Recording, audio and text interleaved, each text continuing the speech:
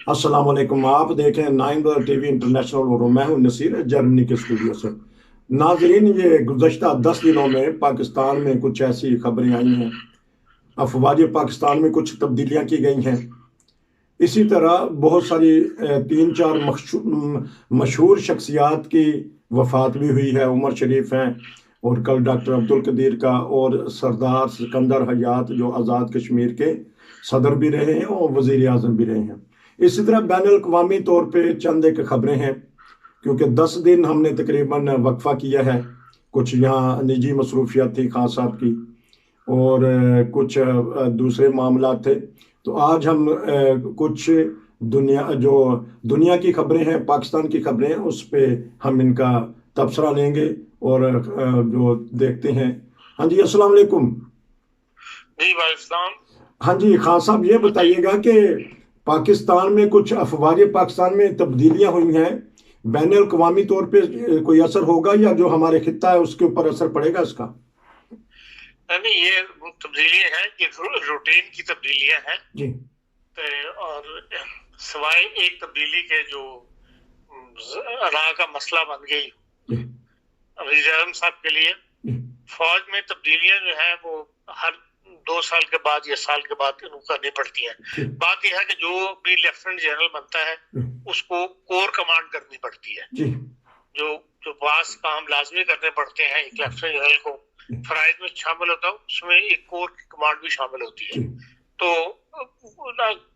Core के लिए जो है वो भावलपुर की कोर है, पिंडी कोर है, इस तरह पाकिस्तान में जो कोर है वो जिससे पूरी एक कोर को उन्होंने कमांड करना होता है, वो लाजमी होता है। और वो इस वक्त जो अपना पीरियड रिटायरमेंट होने से पहले पहले उन्होंने ये काम पूरे करने होते हैं। तो उस रूटीन में बास जो है अपॉइंटमेंट्स वो जो सीएनसी होता है उसका इख्तियार होता है, उसमें सिविल गवर्नमेंट का कोई अमल दखल नहीं होता, और वो जो है ट्रांसफर कर देते हैं। और अब भी उसी रूटीन के तहत जो है वो ट्रांसफर जो है जनरल बाजवा साहब ने की थी। लेकिन ये है कि एक ट्रांसफर जो है वो जनरल फैज हमीद साहब की as a corps commander Peshawar की गई है, और जो जिस पोस्ट पर वो मौजूद थे वो बेसिकली आईनी तौर पर वज़ीर आज़म के मातहत है। जो आईएसआई की पोस्ट है वो है, मिलिट्री का आदमी होता है, मिलिट्री ही उसको अपॉइंट करती है, लेकिन उसके लिए लाजमी उनको अप्रूवल लेनी पड़ती है वज़ीर आज़म से, क्योंकि वज़ीर आज़म की आईनी तौर पर वज़ीर आज़म के मातहत है, एक सिविलियन इदारे के मातहत हो जाए जो ऐसे। तो इसलिए वो जब उसकी पोस्ट अनाउंस हो गई और वज़ीर आज़म के इल्म में नहीं था कि उनको कोर कमांडर पेशावर कर दिया गया, और बाद में उनको वो अप्रूवल के लिए भेजा गया कि भाई ये अपॉइंटमेंट की अप्रूवल आप दे दें नए जो आने थे उनकी जगह जनरल। तो वो माइंड किया है वज़ीर आज़म साहब ने, जो अखबारात से या तबसरा निगारों से बातों से पता लगता है, और वो उन्होंने कहा कि मैं अभी साइन नहीं करता तो मैं, लेकिन बहरहाल आईएसपीआर क्योंकि वो खबर अनाउंस कर चुका था और इसलिए फिर वो उस खबर की बहरहाल एक सीएनसी की तरफ से अनाउंसमेंट होने की भी एक अहमियत होती है। तो उसका बदला उन्होंने ये लिया वज़ीर आज़म साहब ने कि उसी वक्त उन्होंने शाम को कौमी सलामती काउंसिल की मीटिंग बुला ली, और उसमें क्योंकि आईएसआई का सरबराह मेंबर होता है, रूल के मुताबिक जब एक चीज अनाउंस हो जाए, साइन हो जाए कमांडर चीफ के, तो फिर उस वक्त फौरी तौर पे वो तब्दीलियां मार्द वजूद में आ जाती हैं। लेकिन ये तब्दीली उस वक्त तक नहीं हो सकती थी जब तक वज़ीर आज़म साहब साइन ना करें। तो उन्होंने कौमी सलामती के इजलास में जो है वो फैज हमीद साहब को बुलाया कि वो आकर इसमें मीटिंग में शामिल हों, बजाय से कि नए जिनको आईएसआई का सरबराह बनाया गया था। ये उन्होंने एक किस्म की फौज को अपनी पावर दिखाई है, कभी असल पावर जो है वज़ीर आज़म के पास होती है। तो वो फैज हमीद साहब इसमें शामिल हुए। फैज हमीद साहब जो है वो खुद कहा यह जा रहा है कि वो इस मामले में समझदारी से काम ले रहे हैं, और वो दोनों के दरमियान जो है वज़ीर आज़म और कमांडर चीफ के दरमियान जो एक फहमी या एक कह लें डिफरेंस पैदा हो गया, उसको हल करने की कोशिश कर रहे हैं कि ये बात वो आराम से मान जाए और वो साइन कर दें, क्योंकि बहरहाल फौज की है तो वो फौज के आदमी या फौज का अपार्टमेंट जो है वो सीएनसी का इख्तियार होता है, जिसको जहां मर्जी कोर कमांडर लगा दे। तो लेकिन अभी तक जो है ये इस किस्म के छोटे मोटे मामला हमेशा से फौज और मिलिट्री के सिविल हुकूमत के दरमियान चलते रहते हैं। लेकिन पहले भी जहांगीर कावत के जमाने में भी, मुशर्रफ साहब के जमाने में भी, और जितने भी सीएनसी रहे सब के जमाने में ये ऊंच नीच फौज के दरमियान चलती रहती है, सिविल हुकूमत के दरमियान, और फिर सिविल हुकूमत को ही जो है वो नीचे रखना पड़ता है, नहीं तो उनकी छुट्टी हो जाती है। नॉर्मल तो उनके ताल्लुकात, हालात तो ऐसे नहीं है छुट्टी वाले को, मुल्क की मैशत की इस वक्त बड़ी खतरनाक सूरत हाल से जा रहे हैं। तो लेकिन ये है कि इस लड़ाई का नुकसान जो है बहरहाल होगा पाकिस्तान के इदारों को, और इसका हल बजाय वज़ीर आज़म साहब अपनी बात पे अड़े, और बेहतर यही है कि वो साइन कर दें।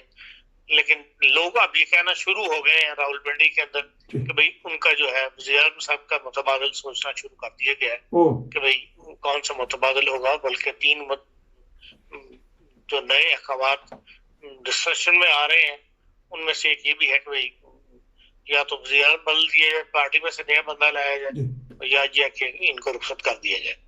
और उसके लिए इमरान साहब की भी जो लॉबी है वो भी तैयार है, और वो कहते हैं कि हम वज़ीर आज़म को इख्तियार है कि वो असेंबली तोड़ दे। ऐसी सूरत में अगर अदम एतमाद लाई गई, अगर फौज ने वो बंदे तोड़े और बकायदा अदम एतमाद की तहरीक चलाई कि भाई जहांगीर कुर्रीन को या अपोजिशन को बैकअप किया कि मुझे हटाया जाए तो मैं असेंबली जो है वो तोड़ दूंगा। ये वज़ीर आज़म साहब ने नहीं कहा, लेकिन उनका जो ग्रुप है वो इस किस्म की बातें करना शुरू हो गया। लेकिन बहरहाल ये जो तब्दीली थी ये एक रूटीन की तब्दीली है जिसको मसला बना लिया गया, क्योंकि फैज हमीद साहब ने अपने नंबर के लिहाज से वो अगले 2 साल के बाद सबसे सीनियर जनरल होंगे जी। तो वो जिस सीनियर जनरल ऐसा जिसने कोर ना की हो, कोर कमांड ना की भी हो, उसको लाजमी है कि उसको कोर कमांडर है, तभी उसका नाम जो है बतौर सीएनसी के पेश हो सकता है।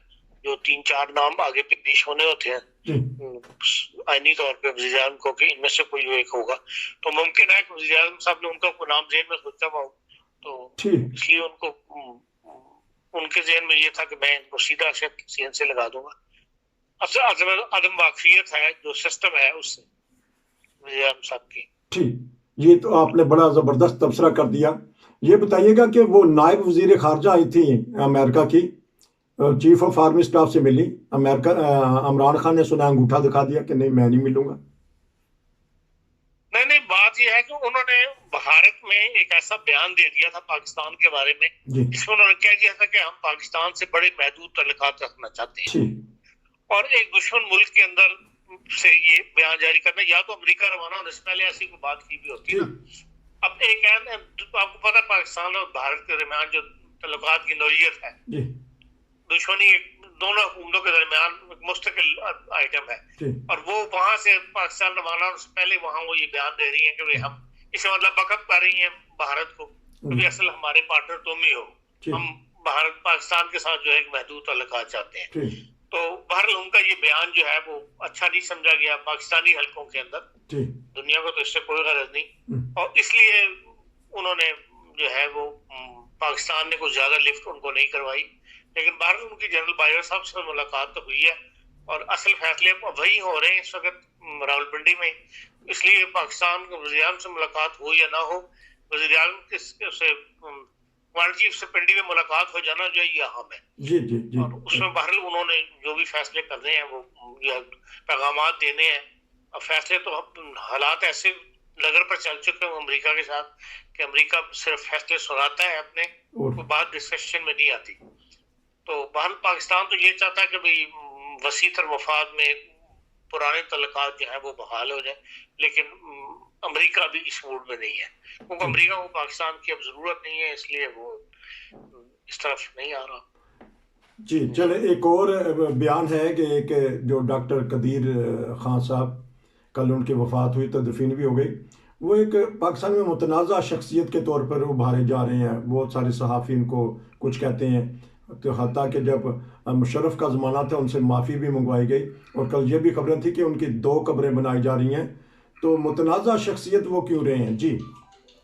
मुतनाज़ा शख्सियत अपने सियासत में आने की वजह से है। ठीक, एक तो उन्होंने ये बात अपनी जगह दुरुस्त है कि उन्होंने ऐसे वक्त में पाकिस्तान को एटम कोशिश शुरू कर दी, या एटम बनाने का जो प्रोसीजर है उसके लिए अपने आप को हॉलैंड छोड़ के वो पाकिस्तान आ गए जी और उन्होंने उसके बाद वो एटम बम बना के दिखा दिया। जी लेकिन अब उसके बाद उन्होंने उसको बेचना शुरू कर दिया, जी जो कि एक गैर मतलब संजीदा बात थी। जी जी एक साइंसदान का ये काम नहीं है कि वो उससे पैसा बनाए जी या एक हीरो बनने के लिए। असल में तो उनका दिमाग इस तरफ चल पड़ा था कि वो एक इस्लामिक दुनिया का हीरो बनना चाहते थे, जी इसलिए उन्होंने लीबिया को भी ऑफर दी।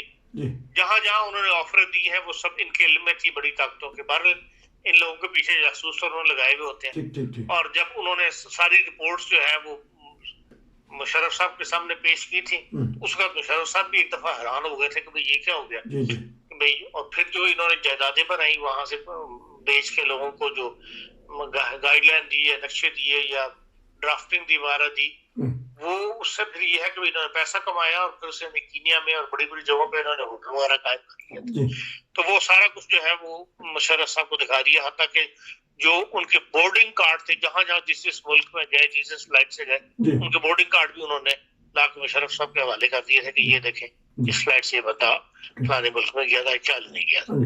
तो वो सारी जब बातें खुली तो फिर मुशर्रफ साहब वो तो चाहते थे अमेरिका वाले कि इनको हवाले किया जाए हमारे, लेकिन बहरहाल मुशर्रफ साहब ने हवाले नहीं किया।